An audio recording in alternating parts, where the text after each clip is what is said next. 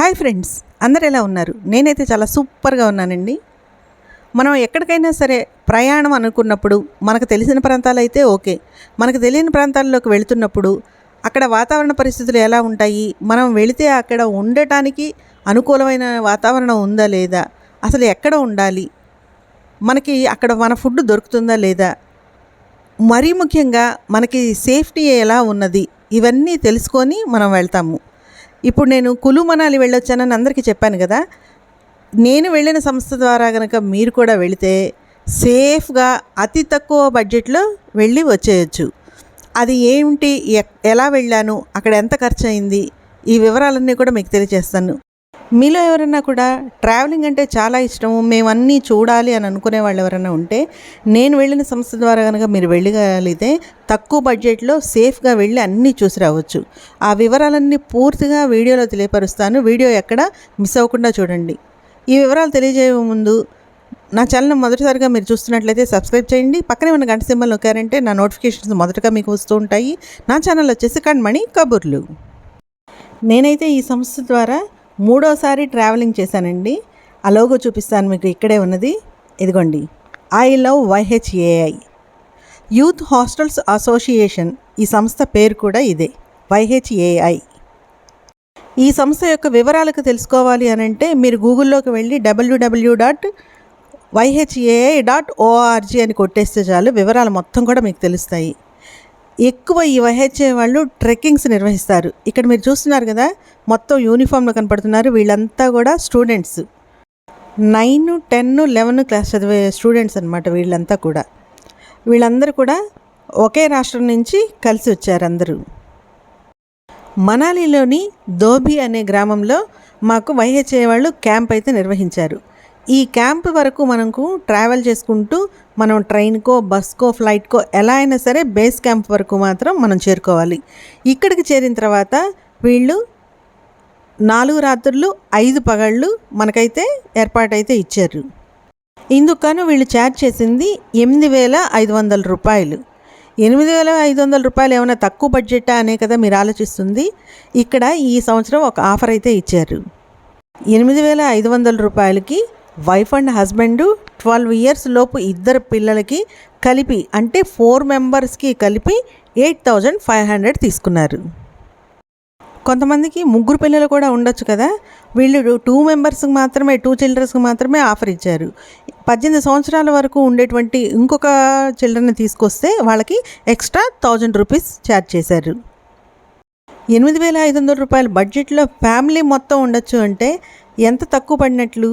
మనం వెళ్ళి అకామిడేషన్ తీసుకోవడానికైనా సరే, మనకు ఫుడ్కైనా కూడా చాలా ఛార్జెస్ మనకు అవుతూనే ఉంటాయి.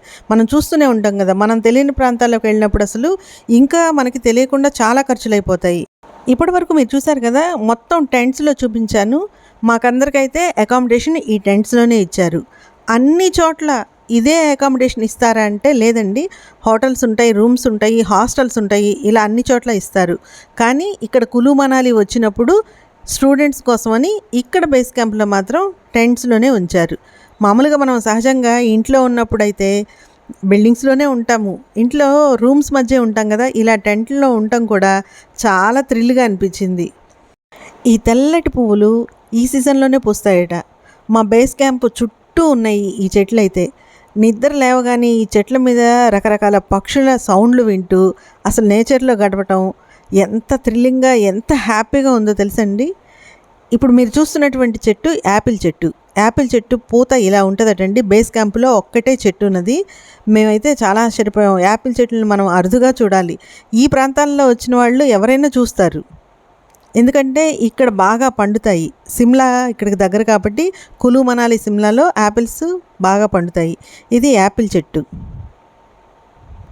మనం ఏ ప్రాంతానికి వెళ్ళినా కూడా మనకి ఫుడ్ ఒకటి జాగ్రత్తగా చూసుకోవాలి. ఎందుకంటే అక్కడ ఫుడ్ తిన్నప్పుడు మనకి హెల్త్ ఎలా ఉంటుంది, మనకి హెల్త్ ఎలా సహకరిస్తుందని మనకి భయం ఉంటుంది కదా. బయట ఫుడ్లు తినాలంటే చాలా ఆలోచిస్తాము. ఈ YHA క్యాంప్లో ప్రతిరోజు ఉదయము, మధ్యాహ్నము, సాయంత్రము 3 పూట్ల మనం ఇచ్చే 8,500లో అకామిడేషన్తో పాటు ఈ ఫుడ్ కూడా వాళ్ళదే. మార్నింగ్ బ్రేక్ఫాస్టు, నైట్ డిన్నరు మేమంతా ఈ టెంట్లో కూర్చొని ఇలాగే తినేవాళ్ళం.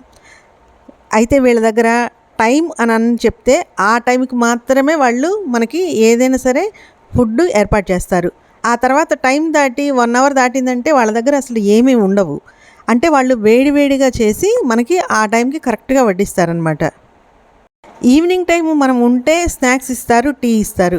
మనం ఆఫ్టర్నూను ఈవినింగ్ అక్కడ ఉండం కాబట్టి మనం ఉదయం పూట బయలుదేరేటప్పుడే మనం ట్రావెల్స్లో ఉంటాం. ఎందుకంటే అక్కడ చుట్టుపక్కల ప్రాంతాలు చూడటానికే కదా అక్కడికి వెళ్ళేది. అందుకని వాళ్ళు ఏం చేస్తారంటే లంచ్ ప్యాక్ చేసుకోమని ముందే చెప్తారు. మనము వాళ్ళ దగ్గర ఎన్రోల్ అయినప్పుడు వాళ్ళు మనం ఏమేమి తీసుకెళ్ళాలి అనేది కూడా వాళ్ళు మనకి లిస్ట్ ఇస్తారనమాట. రోజు ఒకే రకం ఫుడ్ ఉండదు, కానీ అక్కడ వాతావరణానికి సరిపడేటువంటి ఫుడ్ మాత్రం మనకు అందిస్తారు. అందులోనూ హెల్దీగా ఉండేది. ప్రతిరోజు ఉదయము బ్రేక్ఫాస్ట్లోనూ రాత్రి డిన్నర్లోనూ కంపల్సరిగా స్వీట్ మాత్రం ఇస్తారు. ఎందుకంటే ఆ వాతావరణాన్ని చలికి ఆ స్వీట్ తింటేనే మనం తట్టుకోగలమట. ఒకరోజు గులాబ్ జామ్స్, ఒకరోజు సేమియాతో చేసిన కీరు, ఒకరోజు ఓట్స్తో చేసిన కీరు, ఇలా రోజుకో రకమైనటువంటి స్వీట్ అయితే తయారు చేసి ఇచ్చారు. ఇక్కడ పెరుగు మాత్రం అడగకూడదు, వీళ్ళకి పెరుగు మాత్రం దొరకదట. ప్రతిరోజు కూడా డిన్నర్కి బ్రేక్ఫాస్ట్కి మాత్రం ఒక చట్నీ, మల్టీ వెజిటబుల్స్తో చేసిన చట్నీ అయితే ఇచ్చారు. నైట్ డిన్నర్లో తప్పనిసరిగా పాపడ్స్ మాత్రం ఇచ్చేవారు. ఫుడ్ మాత్రం వేడివేడిగా ఉండాలి, అలాగే హెల్దీగా కూడా ఉండాలి. ఇవి మాత్రం వైహెచ్ఏ వాళ్ళు ఎప్పుడు పాటిస్తారు. ఎందుకంటే నేను ఇది 3వసారి వీళ్ళ ద్వారా టూర్ రావడం. ఈ వైహెచ్ఏ సంస్థ ద్వారా నేను ఉత్తరాఖండ్ టూర్ వెళ్ళాను. అప్పుడు Joshimath, valley of flowers, Hemkund Sahib, Badrinath ఇలాంటివి అయితే చూసాము. అలాగే మరొకసారి కాశ్మీర్ కూడా వెళ్ళొచ్చాము వైహెచ్ఏ వాళ్ళ ద్వారానే. బడ్జెట్ ప్రకారంగాను సేఫ్టీ ప్రకారంగా చూసుకుంటే ఈ సంస్థ ద్వారా వెళ్ళటం మాత్రం చాలా బెస్ట్ అని చెప్పగలను. ఈ సంస్థ ద్వారా వెళ్ళటం వల్ల మనము అకామిడేషన్ వెతుక్కునే పని లేదు, అక్కడ ఫుడ్ వెతుక్కోవాల్సిన పని లేదు. అక్కడ ఏమేం చూడాలో కూడా ఈ బేస్ క్యాంప్లోనే వాళ్ళు చెప్తారు. ఇక్కడున్న ప్రదేశాలు ఇవి, ఈరోజు ఇది అని మొత్తం వాళ్ళే ప్లాన్ చేసేస్తారు. అవన్నీ వాళ్ళే చూపిస్తారనమాట. అందుకని సేఫ్గా వెళ్ళి రావచ్చు మనం. మీరు చూస్తున్న వీళ్ళు చిన్నపిల్లలు కూడా తీసుకొచ్చారు కదా, వీళ్ళు కర్ణాటక నుండి వచ్చారండి. అంటే అన్ని రాష్ట్రాల వాళ్ళు ఇక్కడ వస్తారు కదా, వీళ్ళైతే నాకు బాగా ఫ్రెండ్స్ అయిపోయారు. నేను ఆ గొర్రెల్ని వీడియో తీసుకుంటుంటే పిల్లలు కూడా వచ్చారు. ఇక్కడ ఉండే ప్రాంతాలను తిరిగి ఎంజాయ్ అయితే బాగా చేశాము. ఇక్కడ లాస్ట్ రోజు మనం బేస్ క్యాంప్ పూర్తయిపోయి రిటర్న్ అయ్యే రోజు మనందరికీ ఇలా కూడా సర్టిఫికెట్లు ఇస్తారు, వైహెచ్ఏ సంస్థలో మనము పార్టిసిపేట్ చేసినట్లుగా. నేను క్రితం వీడియోస్లో కూడా వైహెచ్ఏ వాళ్ళ తరఫున వెళ్ళినప్పుడు ఇలా సర్టిఫికెట్స్ తీసుకుంటూ వీడియో పెట్టాను కదా, మీకు గుర్తుందో లేదో. ఎవరైనా చూసిన వాళ్ళు ఉంటే చూసామని కామెంట్ చేయండి.